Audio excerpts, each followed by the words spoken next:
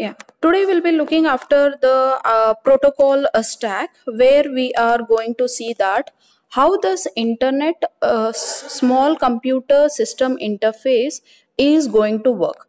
As I have already said that this is a software, or it is a technology that is built over the IP network. So whenever I'm having such a, what you say, the technology when I have been adapted, then how is it going to help? Now SSCSI, what it is going to do is, it is a command. As I said, it is a protocol. So it is also being divided into the different layers, how the communication takes place. If you people know that OSI layer is used for the communication purpose, right? To any form of the communication. Now, if you check in this diagram, you have the application layer. So this is all the part of the OSI model. Over this, you are having this ISCSI initiator. As I said, we need an initiator and the target, and the IP network that is been connecting between the initiator and the target. Now, if I say that whenever we are transferring the information, we use the what is that, OSI layer to transfer. So application layer of the OSI model is being used by the SSC SI, and the session layer is used, the transport layer is used, the network and the data link layer. Now if you check what are the functionalities that is been providing to this initiator, now application layer, it is going to provide the commands and the data. For the session layer, it is going to help with the login and the discovery. For the transport layer, it is going to divide the data in terms of the windows and the segments. And for the network layer, when I say that is the IP, it is going to make sure that the data is broken down into the packets, and the data link layer and the physical layer where the data is being changed into the frames.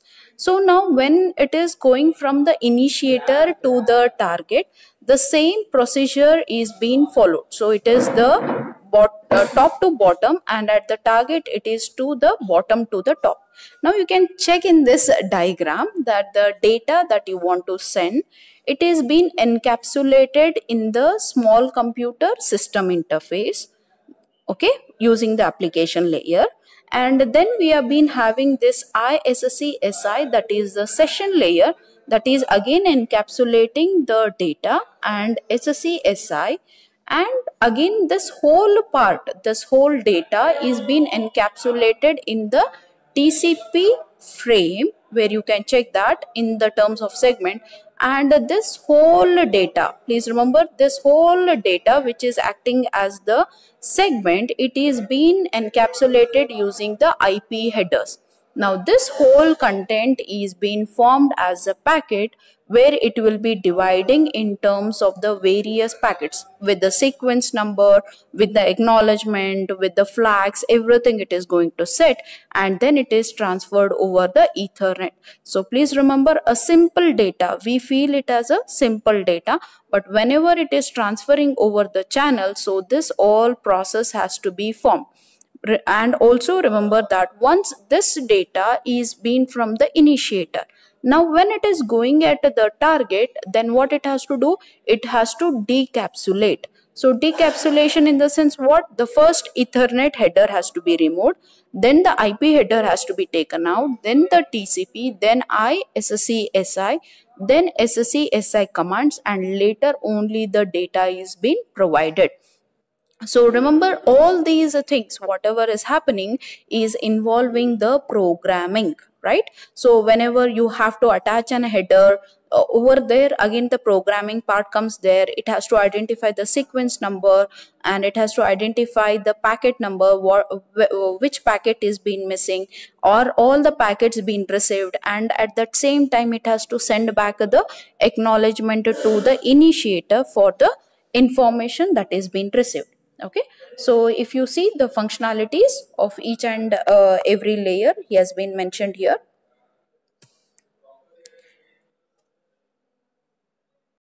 Yeah, you can check here at the command, whatever the SSCSI commands are going to be received.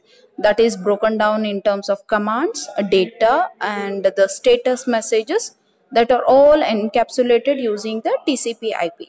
In session layer, what it is going to do is it is going to hold the sessions between both the devices, that is at the initiator and also at the target. And what all process is involved in the session layer?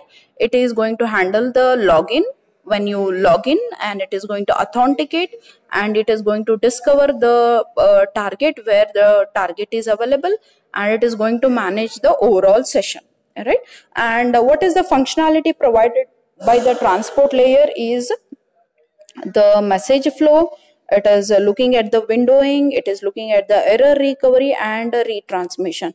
If you remember the message flow, the flow of the messages, windowing in the sense how many frames have to be set in one particular, how many packets have to be sent in one particular frame, is all the frames being received, and error recovery, if there is any problem, right, in receiving the data, or if any data is being lost, then it has to be recovered.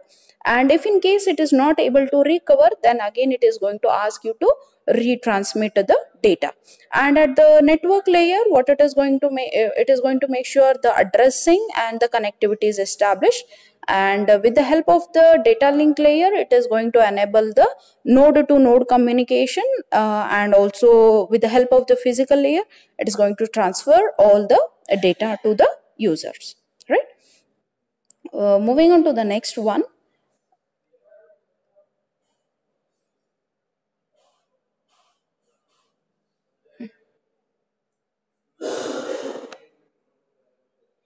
Yeah, as I have said that it is going to discover, if you remember in this, what is that? Yeah, in the session layer, we have been said that it is going to discover the target. Now, how is it going to discover the target? That means I have to say means in very simple terms. Now, for example, here is a server, right? Here is the server. The second server is here. The third server, if I take it, now how do they identify that this is a particular storage array? Yeah, then how is this been communication established so that the data has to be stored in this particular array? Now, if that is the case, how is it being identified in the IP network that this particular storage array is available and it can store the data from these all the devices, right? So that is called as the discovery is in the sense very simple. If I have to say in very simple terms is, if you remember, I want to take a very simple example. Suppose if I say this is a colony where we people are going to stay. Yeah, in this colony you are already having the houses. Now, if there are 10 people in this particular colony already been there, now the 11th person comes into this colony. Now, how is that you are going to recognize that person? Now, suppose if I say that this is a new person who has come into this colony. Now, how do you identify that this person is a valid person in this particular colony? Okay, so for this purpose, what they have to do is like simple. This is being there, and it has to communicate with everyone because he has to live in this particular area. Means he has to communicate with all these people. Now, how he is going to do is either he is going to communicate one to one and say that yes, I am a new person who has come from so and so place, right? This is one way. Or what he is going to do is these people are going to come and communicate with him, or he is going to say that I am a new person who is going to be in this colony, I have been settled. The same way, even to identify any of the device that is available in the network. Please remember, in a network, whenever the new devices are being coming, then how do we discover that one? For this purpose, they have been following the two methods. The first one is the send target discovery, and the second one is internet storage name service. So there are the two methodologies they have been applying to discover. The first one is a send target. What it does is the initiator, if you check here, the initiator is going to send the what you say, a packet, or I can say as a token. He is going to manually configure and identify where is the target, right? And once he is going to send that command, the target is going to respond for that one with this particular what you say, the parameters and all, whatever he has been sent. The second method is the internet storage name service, where they the initiator and the target, they are going to register, right? They are going to register themselves with this INS server. Yeah, in one particular server they are going to register all the initiator and also the targeter. And whenever the initiator wants to establish the communication, what it is going to do is it is going to send a query, right? Whoever is been available, he is going to what is that, make sure that the network is been established. If I have to say in simple terms for you people is, now for example is whenever you want to have a Wi-Fi connectivity, what happens there will be a list of the names available.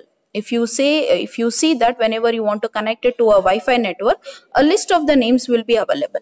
Now how these names will be available, and you are going to send the request. Now suppose if I say this is ABC is a network, then XYZ is a network, and also PQR is another network. Now when you have all these three networks, the another person, let me say that LMN, he wants to get connected to the PQR. Yeah, for that purpose this name is being shown in this network list, so he is able to send a request, right? That means it is been already registered in the server that with this name PQR.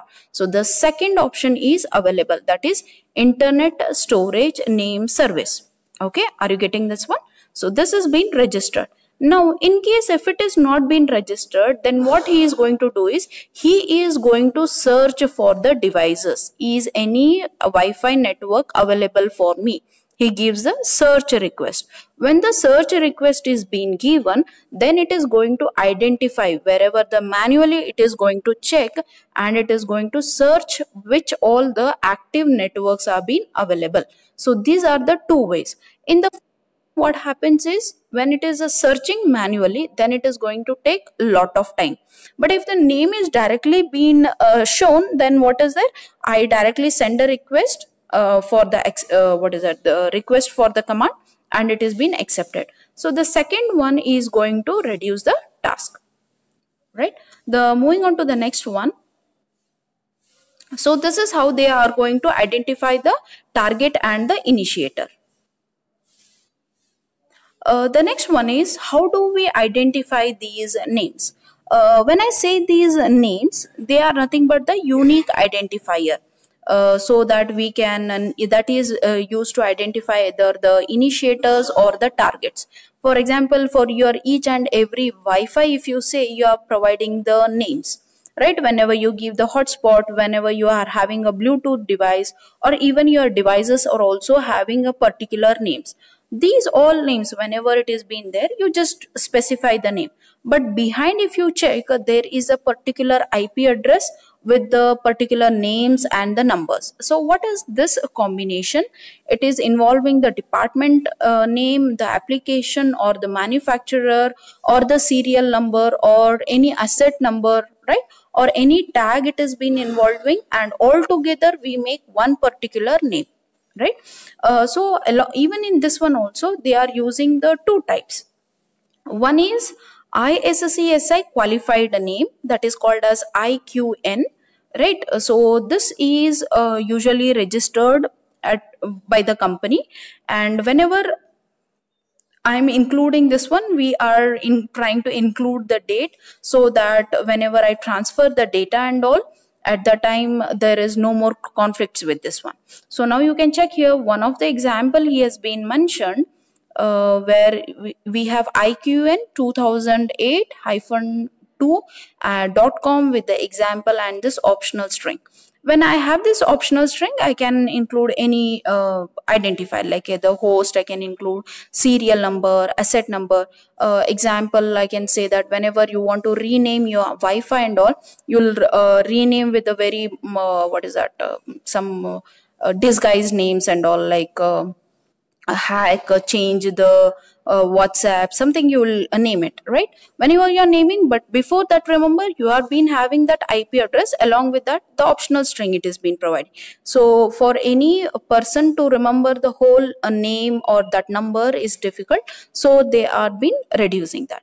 The second one is the extended unique identifier, in short is called as EQI, which has been globally identified by IEEE EQI 64. So whenever they are using, they use it as EUI followed by the 16 character hexadecimal name. So this is an example that is being used for the naming, right?